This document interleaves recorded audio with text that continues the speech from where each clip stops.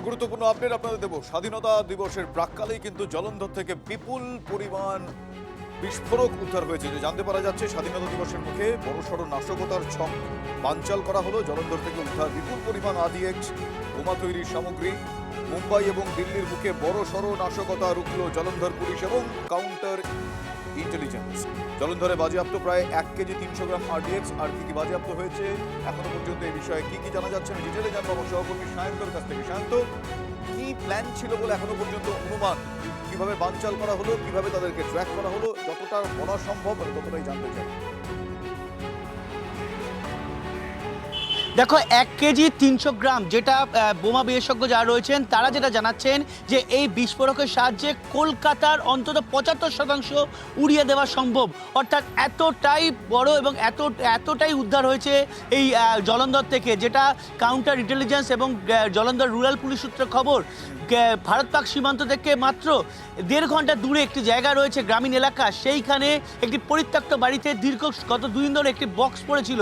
সেই বক্সটা দেখে স্থানীয়দের সন্দেহ হয়।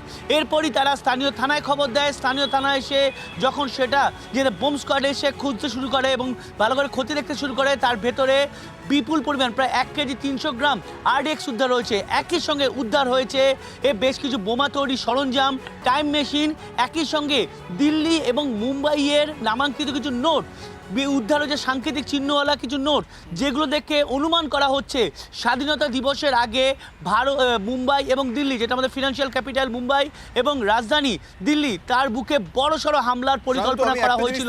একটু ক্লিয়ার করতে চাইবো, এই যে সাংকেতিক চিহ্ন সমেত বেশ কিছু নোট পাওয়া গিয়েছে, সেগুলো কি ডিকোড করা গিয়েছে? মানে সাংকেতিক ওই চিহ্নগুলো, সেগুলো কি এখনো পর্যন্ত ডিকোড করা সম্ভব হয়েছে যে কি ধরনের ইনফরমেশন সেখানে ছিল? দেখো সেই যে সাংকেতিক শব্দ সহ যে নোটগুলো পাওয়া গিয়েছে, একটা ছোট ডায়েরি পাওয়া গিয়েছে, সেটি মূলত যারা এই ব্যাপারে বিশেষজ্ঞ তাদের কাছে পাঠানো হয়েছে। কারণ তুমি জানো চাঁদনি চক যে গেটে যে বিস্ফোরণ হয়েছিল, তখন এই সাংকেতিক শব্দ সহ বেশ কিছু নোট উদ্ধার হয়েছিল।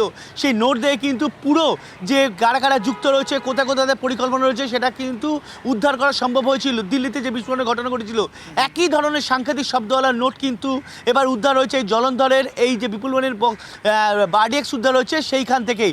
অর্থাৎ মুম্বাই দিল্লি ছাড়াও আরও কোনো বড়সড় পরিকল্পনা ছিল কি না, সেটাও কিন্তু এই সাংকেতিক শব্দের মাধ্যমে বা সেখান থেকে বের করে নেওয়ার তথ্যের মাধ্যমে জানার চেষ্টা করছে কাউন্টার ইন্টেলিজেন্সের গোয়েন্দারা। একই সঙ্গে জলন্ধর রুরাল পুলিশ ইতিমধ্যে সেই ডায়েরি এবং পেজগুলোকে পাঠানো হয়েছে বিশেষজ্ঞদের কাছে।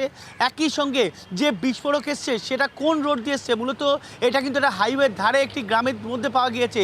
অর্থাৎ সেই হাইওয়ে দিয়ে এসছে বলেই অনুমান করছে কাউন্টার ইন্টেলিজেন্সের গোয়েন্দারা, যে কারণে ওই রোডের সিসিটিভিগুলোকে দেখা হচ্ছে, কোনো সন্দেহজনক গাড়ি গিয়েছিল কিনা সেটা দেখা হচ্ছে।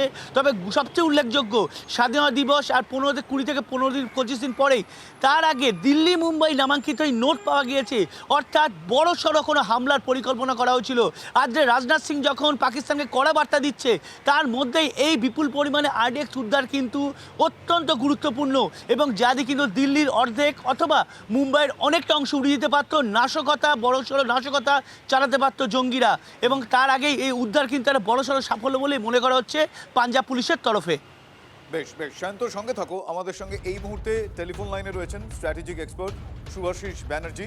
শুভাশিস বাবু, আমি আপনার কাছ থেকে জানতে চাইবো যে এখনো পর্যন্ত যে ইনফরমেশনগুলো আমরা পাচ্ছি, প্রথমত এটা একটা সাকসেস, তার কারণ নাশকতার একটা ছক ছিল, এটা বোঝাই যাচ্ছে। কিন্তু এখনো পর্যন্ত যা যা সেখানে উদ্ধার হয়েছে, আপনার অবজারভেশন জানতে চাইবো। আর এক্ষেত্রে না কিছু কয়েকটা নোট পাওয়া গিয়েছে যেখানে কিছু সাংকেতিক চিহ্ন রয়েছে, যেগুলো ডিকোড করে জানতে পারা যাচ্ছে যে দিল্লি এবং মুম্বাই সম্পর্কিত কিছু তথ্য রয়েছে। এখনো পর্যন্ত যা যা তথ্য সামনে এসছে বা আপনি যতটা শুনলেন, আপনার কি মনে হয় এই ধরনের মানে কি ধরনের ছক হতে পারে? দেখুন, পাকিস্তান বা যে কোনো অসাধু শক্তি এটা বুঝে গেছে যে কনভেনশনাল অ্যাটাকে ভারতকে চ্যালেঞ্জ করে লাভ হবে না। তাই জন্য নন কনভেনশনাল এবং সিভিল এনভায়রনমেন্টের উপরে অ্যাটাক করার প্ল্যান করছে।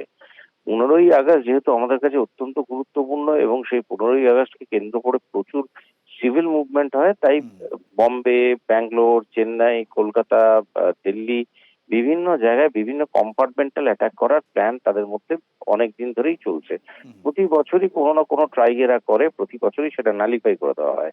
অ্যাকচুয়ালি ওদের একটা অদ্ভুত জিনিস হচ্ছে, ওদেরকে একবার সাকসেস পেলেই ওরা সাকসেসফুল হয়ে যায়। ইন্টেলিজেন্স যদি 1000 বার সাকসেস পায়, তবুও যদি একবার ফেল করে তাদেরকে ইন্টেলিজেন্স ফেলিয়ার বলা হয়। তো প্রতিবার তাদের যে এই ফেলিয়ার গুলো করানো হয়, এই করানোর জন্য ইন্টেলিজেন্সকে সাধুবাদ দেওয়া উচিত। এবং একটা জিনিস বোঝার দরকার আছে যে যে ভীষণ রকম ভাবে একটা কন্টিনিউয়াস প্রসেস অফ থ্রেটের মধ্যে দিয়ে ভারতবর্ষ চলছে, এবং তাই অ্যাজ এ সিভিলিয়ান আমাদের সবারই খুব দায়িত্বপূর্ণভাবে সব পজিশনে আমাদের ব্যবহার করা উচিত, নিজেদের সবকিছু ব্যক্তিগত ডিফারেন্সেসকে ভুলে। ধন্যবাদ শুভাশিস।